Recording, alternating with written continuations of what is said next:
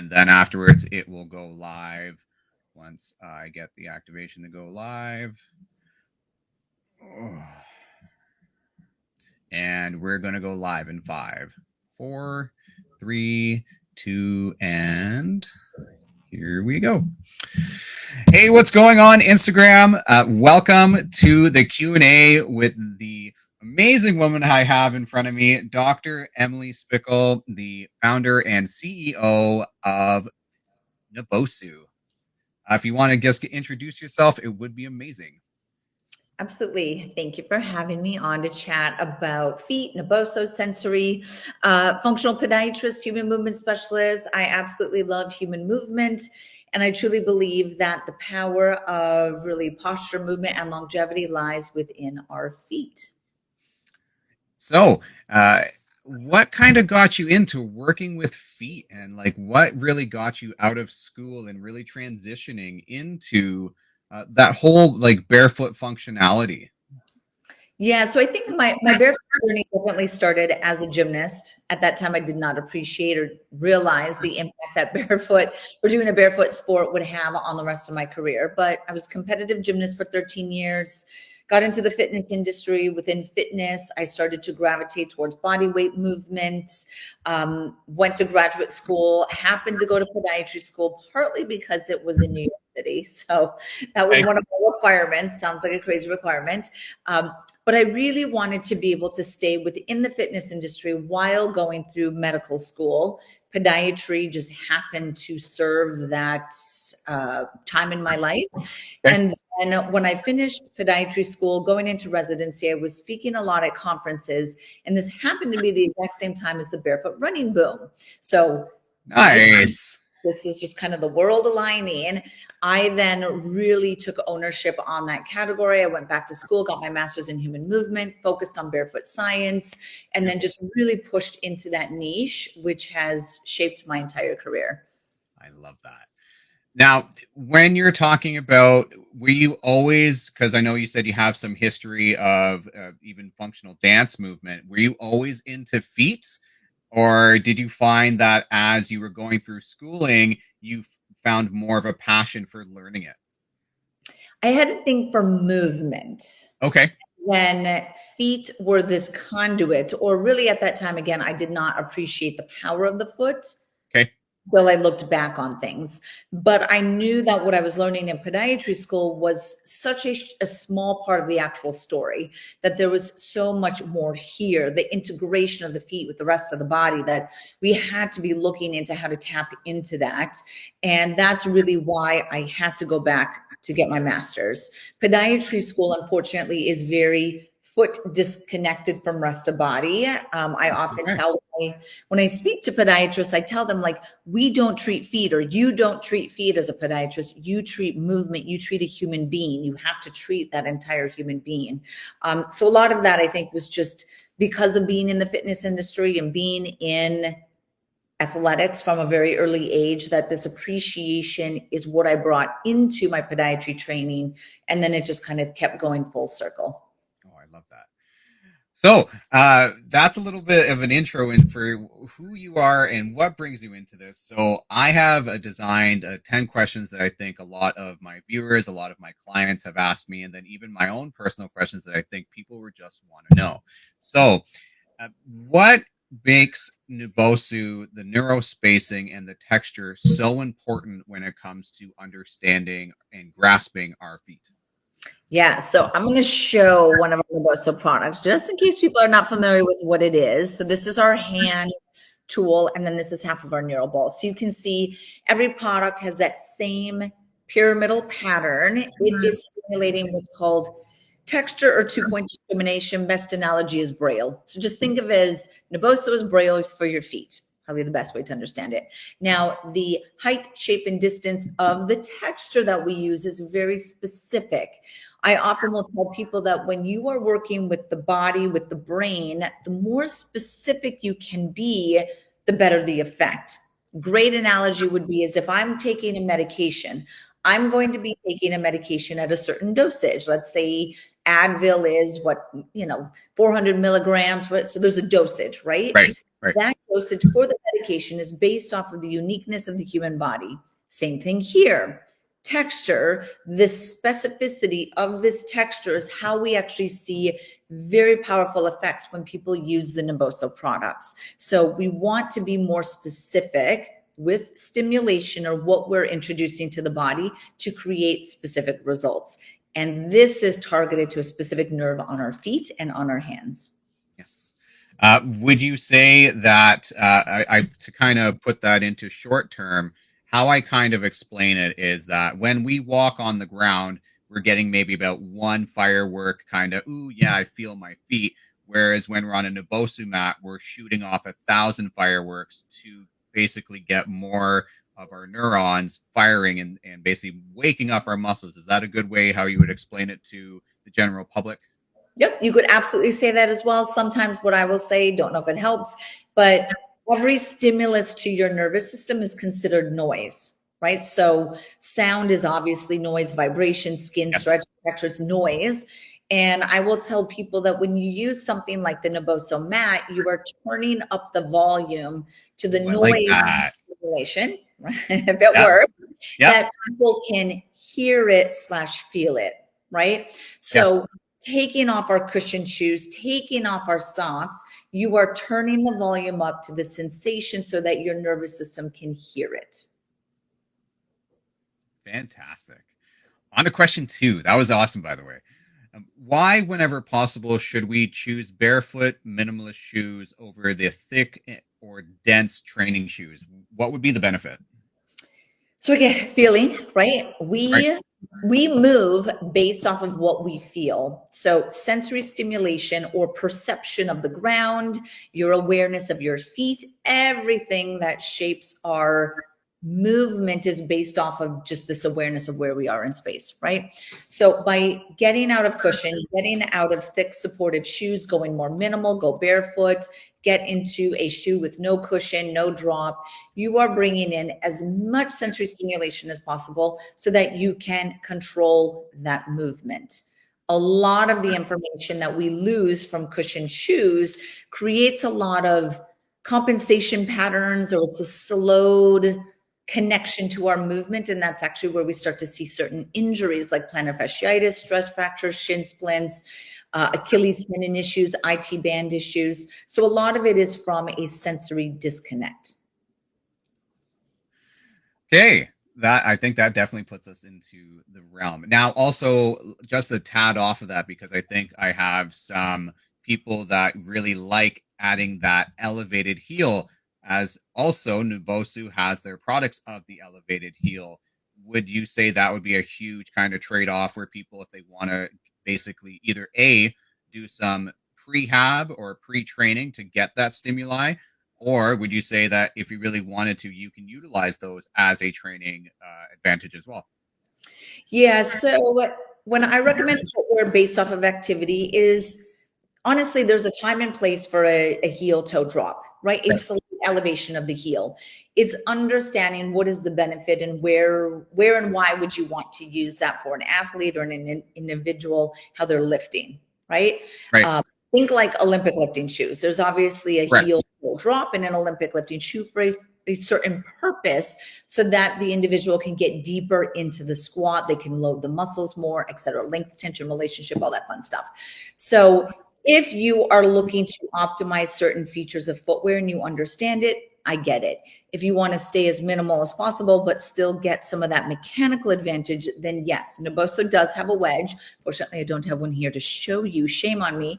But you can use a Naboso wedge where you could elevate the heel. You can post the heel. So if someone goes to the Naboso website and just looks at our foot wedges, we have 10-degree wedges and 25-degree wedges. So you can essentially act like an orthotic would. You can Yes. move the foot in certain positions, still be barefoot, still get the sensory stimulation, but you're manipulating mechanics at this point. So of course there's a time and place for that. And even another great way I think would be even just sliding in the insoles, getting them into those lifting shoes. Sure. Yep. If you're in a shoe with a heel toe drop and you want to increase your sensory stimulation, then yes, put the Naboso insoles in your shoe, and there you go. There you go. On to question 3. Thank you again, by the way, and thank you everyone for joining us right now.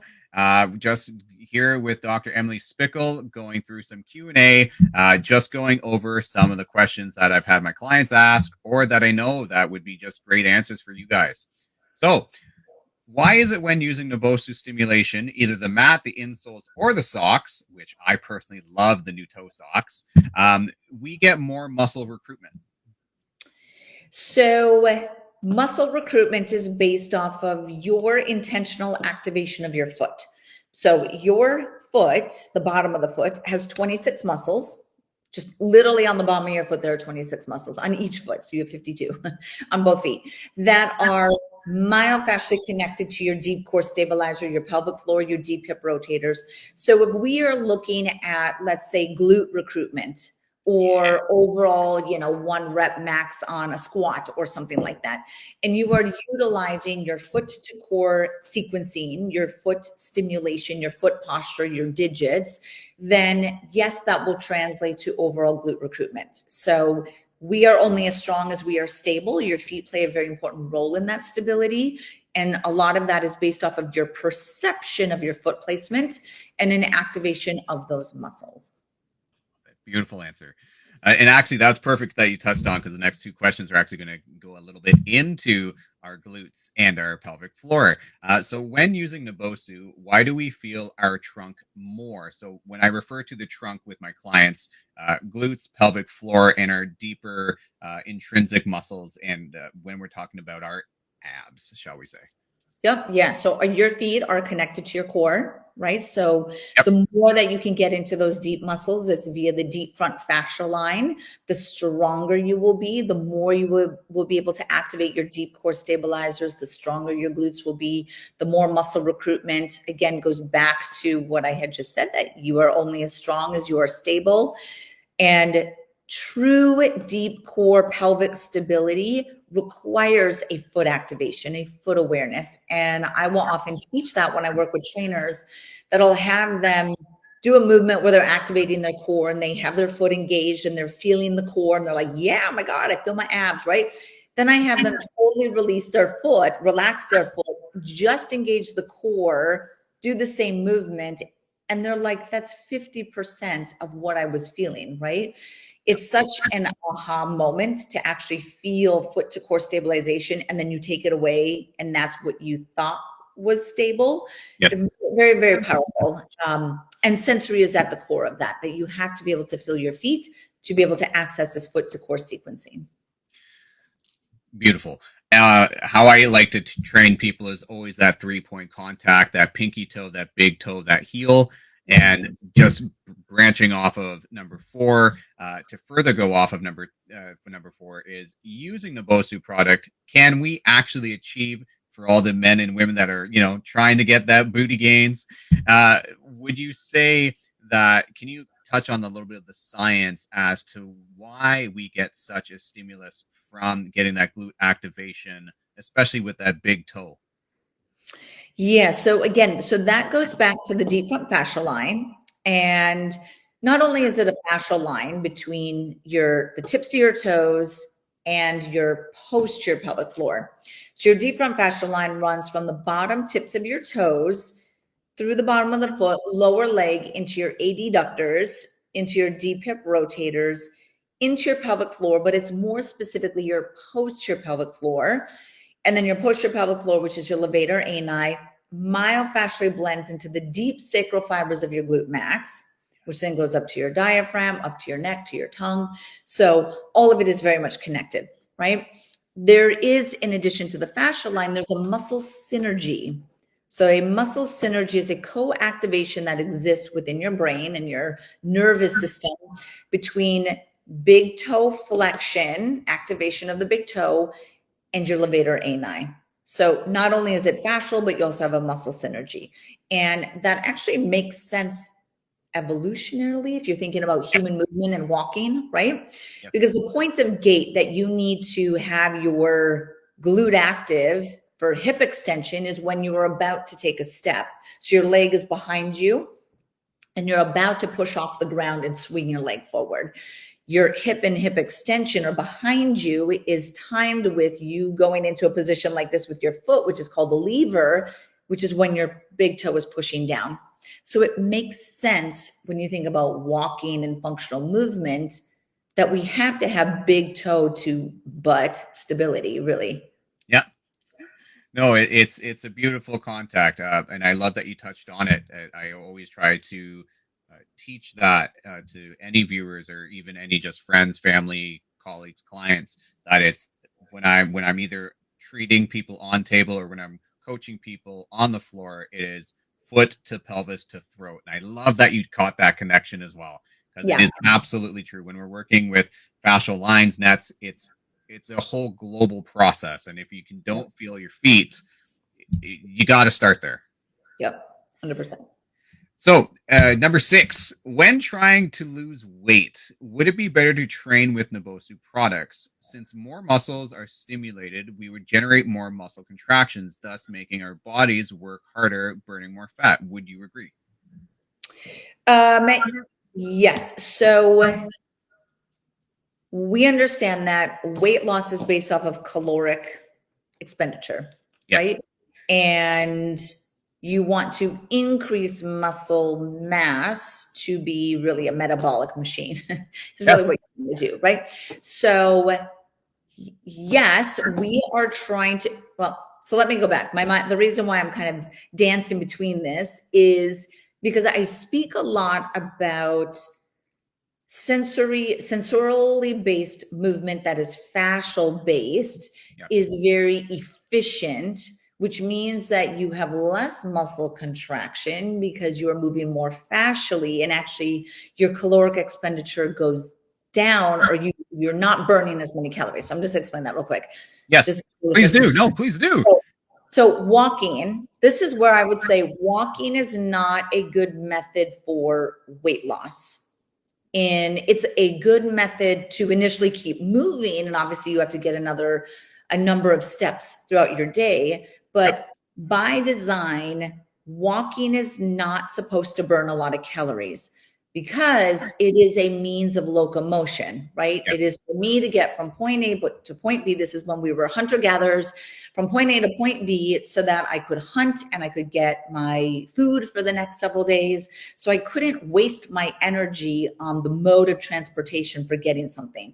I also had to be able to have enough glucose and energy for brain function. So I couldn't be putting it all towards the simple act of locomotion, right? So that is where by design, ambulation, walking is supposed to be efficient, and efficient movement is fascia. You are not supposed to be muscularly working to walk across the room. This is actually where you start to see a lot of foot types, and a weakness in the foot or a disconnect of the foot destabilizes the system, and it takes more work and effort to do the simple act of walking. Theoretically, you could argue that increases workload and caloric expenditure, but that's very exhausting, and people don't do that. They won't work to walk across the room. Right? Yep. So, but on the other side, so I just want to put that as a little thing, because the way that you play with that, if you understand that walking by design is not supposed to burn a lot of calories, how do you increase the caloric expenditure of walking? Well, you do stairs, you walk up a hill, right? You do something that creates a increased demand on the system. Right. Okay. Now, where you were referring to is a little bit different. That is in a resistance training type method. Yes. I just wanted to clarify it though. Yes. So no, that's good. In a resistance training, yes, you need to be sufficiently stable so you recruit the muscle so you can lift heavy enough to hypertrophy the muscle fibers so that your lean muscle mass goes up, so you become a metabolic machine. That is where I would be looking at the importance of foot to core, Naboso, barefoot, toe flexor strength, right? Is if you want to be a muscle machine from a hypertrophy resistance perspective, you have to understand how to get into your feet. Beautiful. That was actually really well done. I didn't put that in the question of the difference, and I think you nailed that on the head. And Cool. I would further go into like to get into that list as well. So for everyone, what is list? That low intensity steady state to really get that targeted fat burn. I would completely agree with you that it's a thought process that you have to do something. It's not just going for a leisure walk outside. It's you have to do something where you're actually feeling that internal warming. So Yes. beautifully answered. Now I'm gonna change up the questions because I noticed there's a little bit of where this would be actually a good question. I've had a lot of clients ask this. Naboso socks and splays. What is the average length of time someone should wear, use on a daily or weekly basis? And then furthermore, splaying our feet. Why is it beneficial to be splaying our feet for day-to-day function and use, and especially during training? Yes. So the splaying and the spreading of your toes, this is really getting into toe function. And I often say that the strength of our foot lies within our toes. So if you want strong feet, strong foundation, you want power from the ground up, you have to be thinking about toes, toe alignment, toe flexor strength, toe position. So all of that, and then using footwear or getting out of shoes so that you can fully optimize them. And when you're talking about using the actual Naboso socks, and you can either do them inside the socks, or what I like to do with the toe socks is put them on the outside. A common question is, hey, coach, how long do I have to wear these for on a daily? Do I have to do it every day? What would be your best parameters? So I think that using toe spacers, toe socks, thinking about your toes is an awesome way to recover your feet every Yep. day. If you are using toe spacers, even if it's like 15 minutes a day, personally, that's where I sit with them. Okay. If you have hammer toes or bunions, so you have a contracture or a shift in your natural toe position, which is typically a bunion or hammer toes, Yep. then you need to be using them more. When I work with people who are, so we're in the business of fitness, lifting, Yes. Pilates, movement, is you actually want to be using the toe spacers during your lifting or training, Pilates, whatever it is, because that is where you need the toe activation. Yes. Beautiful. That is especially if you have those, right? So when I teach a coach or a therapist, whatever it is, and they're working with an athlete or a client who has a bunion, I'm saying you have to have, if you want to be achieving as optimal fascial line activation, stabilization, glute activation, you have to get that toe in as an ideal position as you can. If you are doing balance exercises with someone who may be a fall risk, they're a little bit older and they have hammer toes, etc., you Yes. have to be incorporating them. So to me, it's one of the most important fitness tools is toe spacers. And take your shoes off, do it barefoot, use toe socks, and then you can fit them on, or use a minimal shoe with a wide toe box. You could fit them in your shoes. Yes. Oh, like you just got all the goosebumps going in me because I know. It's a soapbox. something that I really love that you guys just came out with is the handball activation kit. Yes. I must say, I absolutely love. Give me 1 second, guys. I'm going to go grab it actually, so you guys can actually see what this looks like. 1 second.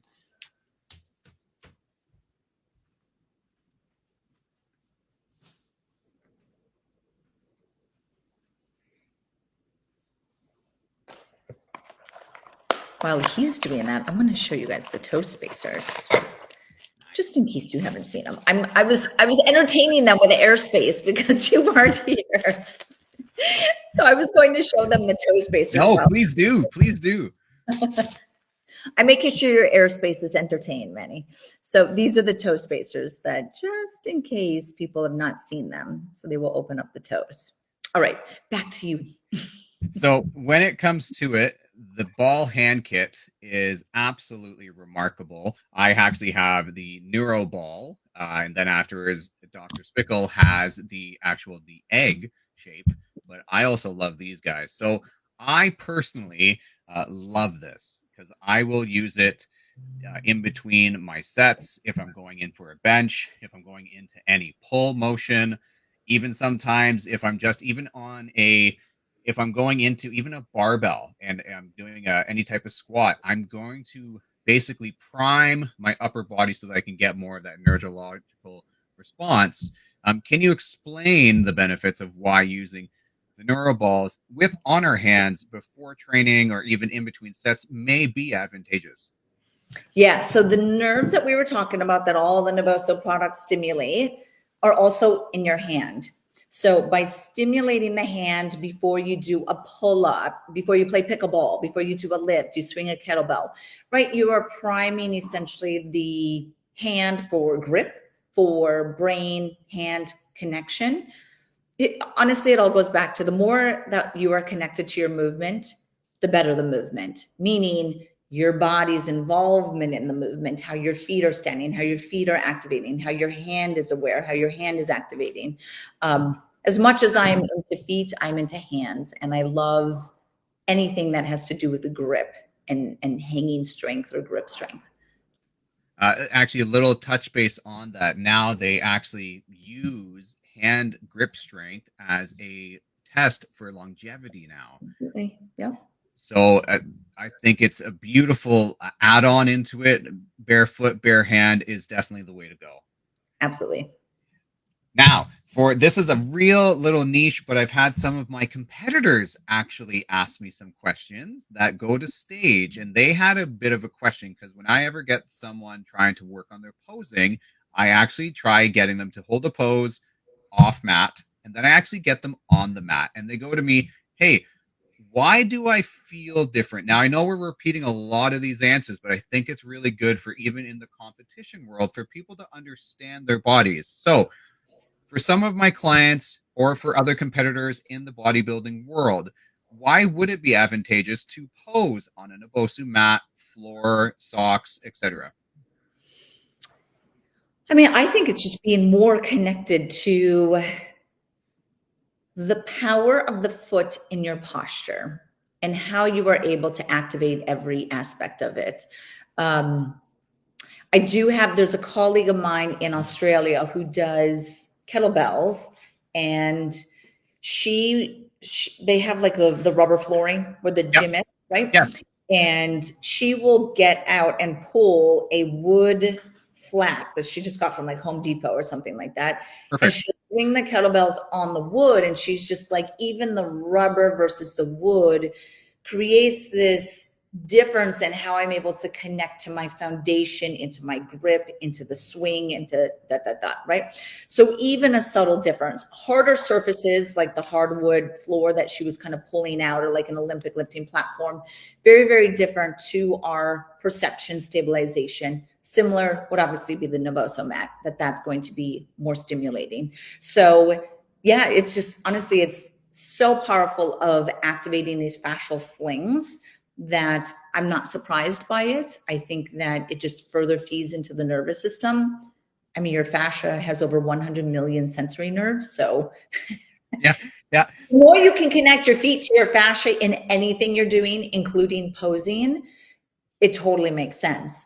Funny story and related to that, when I would present, even now when I present, I have to take my shoes off. And even if I'm not demonstrating, I'm in more like kind of the suit presentation, and it's Yes. not like a clinical, I still take my shoes off. And I remember when I would first do this, especially in like podiatry ones, they would just be like, what is happening? Like, why do you have your shoes on? And I was like, I need the energetic flow from my feet to my brain so I can fully embody this presentation that I'm about to give to people. It was nothing about me showing short foot or, anything like that. Yes. I Yeah. didn't even talk about my bare feet, but it just fed into how I presented myself doing it, which would translate to this posing. Amazing. And I'm just actually going to trail off a little bit there because I think you said a very key point from another question about how our body responds to vibration. So Dr. Spickle just said that she had another colleague go on to a wood floor surface. Guys, that is the best response that our body would feel. What Dr. Emily created was those mats that take it up to that next level. And so this is why any of power lifters, posing, anyone who trains barefoot and you're deciding, how's a gym floor feel compared to a wood floor contact to a Nabosu. Do the best you can, but I even myself get the mats, roll them up, take them to the actual gym themselves and get on that. Like, so you're not feeling so gross. I don't want to put my feet on the ground. The mat Mhm. is a very beautiful way to get that highest response, to get all that activation. And I would you add anything to that, Dr. Emily?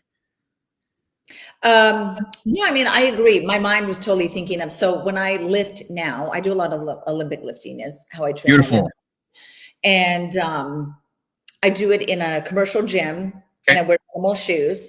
But even at that, I'm like, I have to take these shoes off. Like I can't, Yes. it is subtly changing my connection. And it's quite interesting that if I have the most minimal shoe, whether it's a Vivo or a Yes. Widely, or like I have every different shoe that is minimal. So at face value, you would think that you are zero drop and minimal, right? So I should be Yep. able to lift. That sometimes I'll just feel like it's just ever so slightly doing something funky to my hamstring or something like that, right? Yes. Yes. I take off my shoes, so now I'm totally skin to wood, and everything kind of falls into play. So yeah, I honestly, I encourage people to try it, Yeah. to feel what we are talking about, and that the subtlety of that difference of standing on an Naboso mat when you're doing your posing, as some of the example, is unless you experience what you are trying to get them to connect to, it's hard to understand it. Yes. Something fun that I actually do with my clients, especially after the first month, is I actually put them on a Bosu, and I will actually let them try seeing what that's like to stand. And so a Yep. Bosu, everybody, is a half ball that's been in the fitness industry probably about 15 years now. And when you put it upside down, it is meant to create an unstable surface. Mm-hmm.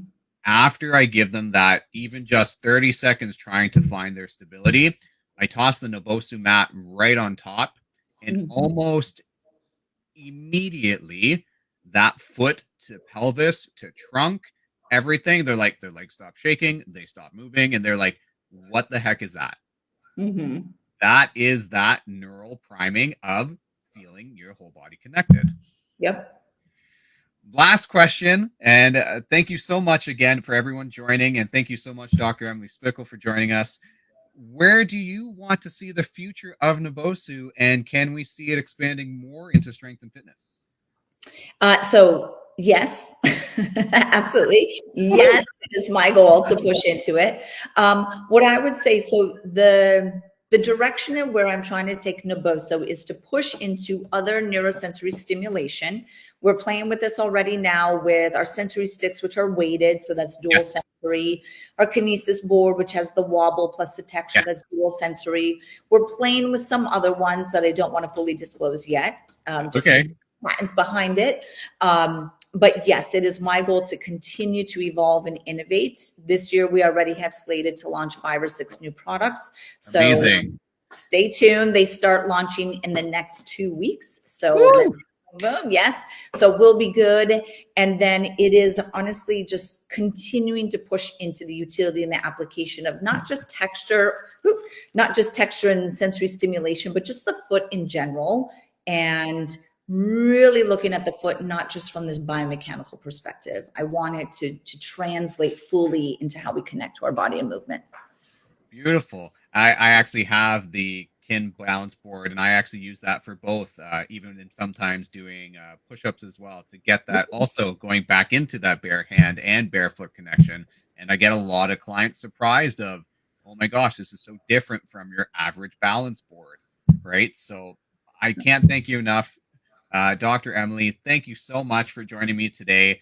Thank you for answering all these questions, and thank you so much from the bottom of my heart for just giving so much feedback and information. And I'm so stoked for what's coming down the pipeline.